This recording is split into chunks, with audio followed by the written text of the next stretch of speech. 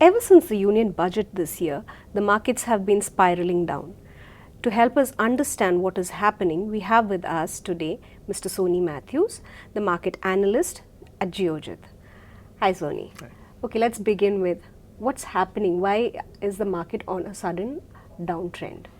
Yeah, we've been seeing huge bouts of volatility in the markets, and the markets have also been on a consistent downtrend ever since the union budget. So this downtrend has led everybody to believe that we are in an extended bear phase for the markets. Just to clarify on things, the global markets are also undergoing testing times. We saw U.S. President Donald Trump coming out with a 10% tariff on additional goods, Chinese goods. Also, the ongoing protests in Hong Kong, the Brexit pangs in the UK, the trade deal between Japan and South Korea. So all these are impacting the respective stock markets.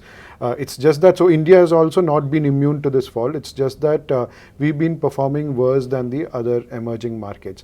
Now, when you look at it, you can see that three main factors have been affecting our stock market. So one is definitely the surcharge that has been put on the foreign portfolio investors in the recent budget. Second is the lackluster corporate earnings season that we are currently undergoing.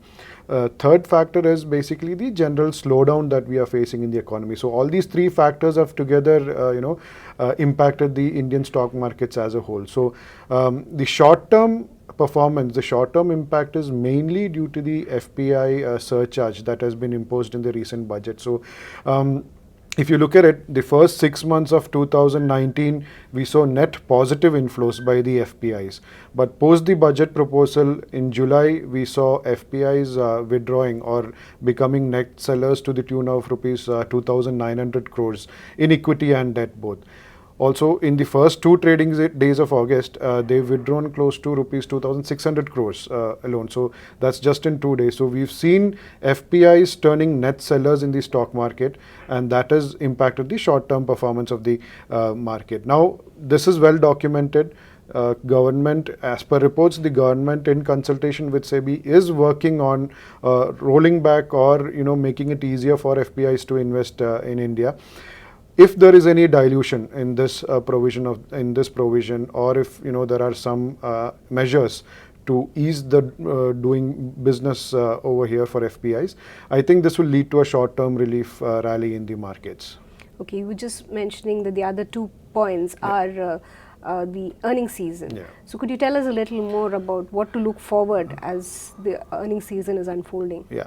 The earnings season is again lackluster, and it has been so for the last few quarters. We're not seeing any recovery in sight as such. So as on today, August 5th, out of 32 Nifty constituents that have declared their results, 17 of them have missed their estimates, and only 4 have actually beaten their earnings estimate. Now, these parameters are at 2-year lows, basically. So we don't see any recovery in terms of earnings performance, and 11 of those companies have reported in par estimates.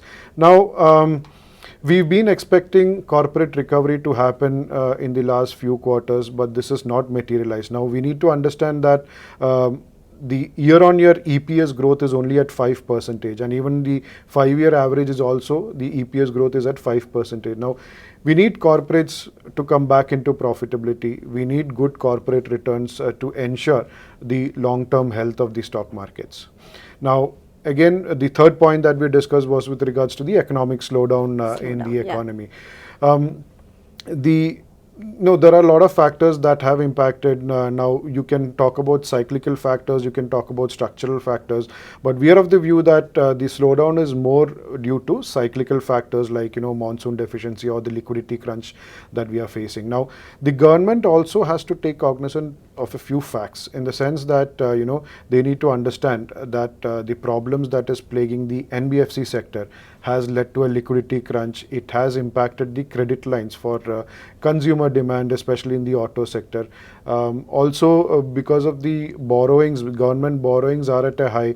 It has crowded out all the private borrowers in the domestic scenario, including retail borrowings. And we've also seen multiple factors, such as this hasty policy decisions that have happened by various ministries, and also the implementation of a few strategies. For example, the thrust that is given to the electric vehicles. Now, all these also need to be implemented on a structural basis. It cannot be on an ad hoc basis. They will have to include all the stakeholders in their discussions, and only then going forward will we be able to implement it properly. Now, to be fair to the government, they have taken cognizance of this in the budget proposals. For example, the capital infusion of 70,000 crores into public sector banks and the credit guarantee for sound NBFCs will address the liquidity crunch. When this will take effect is what we need to see. When this is implemented and its reflection in the markets is what we'll need to see. The external commercial borrowings, the government has also decided to borrow externally.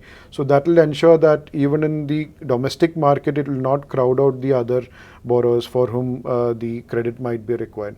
So these factors, of course, has been more or less, taken into fact into the in the budget proposal. We'll need to see again, as I said earlier, we'll need to see how it is implemented. Markets will definitely start discounting it earlier once they see the effects of these measures coming into the economy. So Sony, we've been talking about what is happening in the market right now.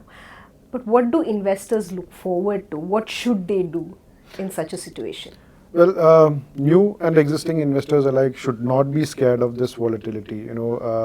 We need to understand that the Sensex was at 100 points in 79, and the current 37,000 levels, it was not reached in a straight line up. We've seen ferocious bull runs, we've seen ferocious bear runs, and also periods of stagnation. So it would do us good to remember, the sharp falls of 2000, 2008, etc., wherein the market corrected sharply. But at the same time, the markets have also gone up sharply in 1999, 2007, and 2014.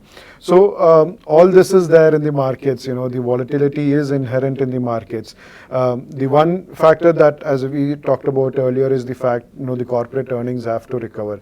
The numbers are good, but then it's basically the commentary that is, a little bit distracting to the markets. But then we need to know that systematic accumulation will always help in this kind of market. Systematic accumulation of stocks or mutual fund units. So if you are a direct stock investor, it would help to focus on the large cap space because we have stability and earnings visibility also in that space.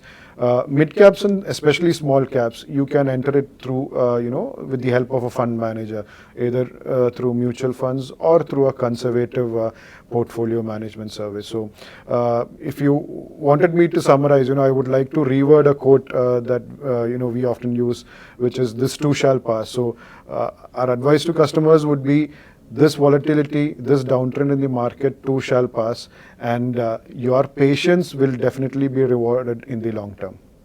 So this too shall pass, and Sony says we need to wait and have patience. Thank you, Sony. Thank you very much.